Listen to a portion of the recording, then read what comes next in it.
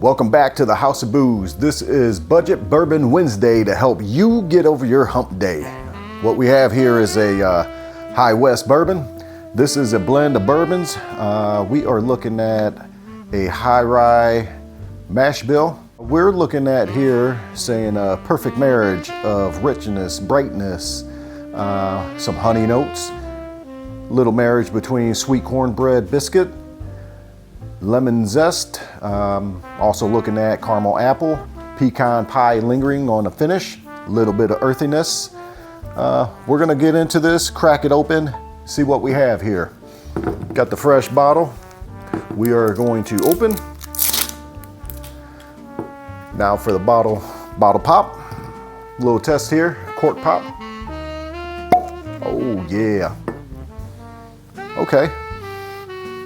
Smells pretty good. A little sweetness going on that cork there. Now for what I remember, this one here, I wasn't a big fan of back when I first started into my bourbon venture. This, I believed at the time, my palate was still pretty virgin-like, so to speak. So I'm kind of curious to see what we have here with this High West now. Over time, my palate has evolved. Getting, more and more into the higher end bourbons, a little more of age statements of the ones that I like, that I kind of gravitate and generally go towards. Let's see what we think here. From what I remember, like I said, I wasn't a big fan of this, but I do remember as it sat on the shelf, it did sit for probably about 2 months, and it did open up sitting on the shelf once I had it cracked open. So yeah, right from the get-go, you get that rye spice, you get that barrel. Actually, I really like this now. Like I said in the beginning, my palate was fairly new to bourbon. Maybe that's why I didn't enjoy it the first time around. But I like that nose. There is a caramel note in there. Definitely have some earthiness going on. Not too heavy, just a little bit in the background. It's pretty good, I like that. The lemon zest, definitely do not get that on the nose. Overall, pretty good budget bottle on the nosing. Okay, now I kind of get that little caramel apple note. Nice little sweetness going on there. Okay, I definitely can get down with that now. Oh yeah, I like that. I like that nose. Like I said, in the beginning, when I first started getting into bourbon, I had this bottle and I did not like it because I had such a young palate at the time. As time, went on and my palate evolved into other bourbons, that I generally started to like more of the heavy barrel char.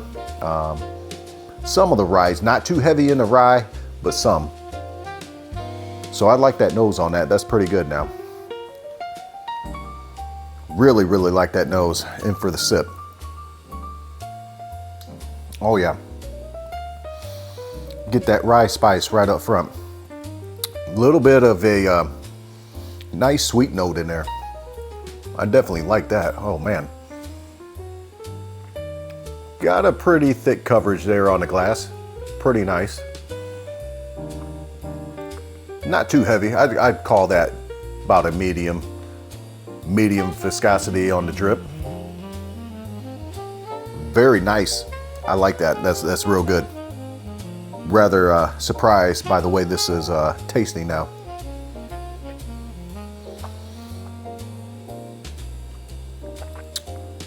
Oh yeah, I like that. I really like that bottle now. A little bit of earthiness up front. Oh man, yeah, that nose on there, I like that. That's really nice. A little bit of earthiness up front. Nice little sweetness on it. I'm definitely picking up that caramel apple. It's kind of in the background, but it's definitely there. Pretty nice for being a mid $30 bottle.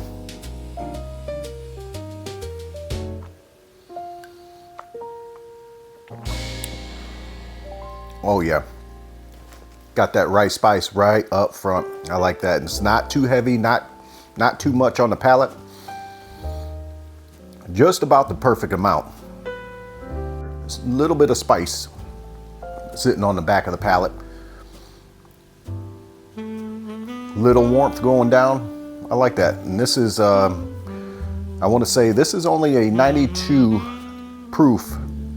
It's not too heavy on the proof, but it goes real nicely down there. I like that. That's real smooth. Man, that's a real nice bottle right there. I like that.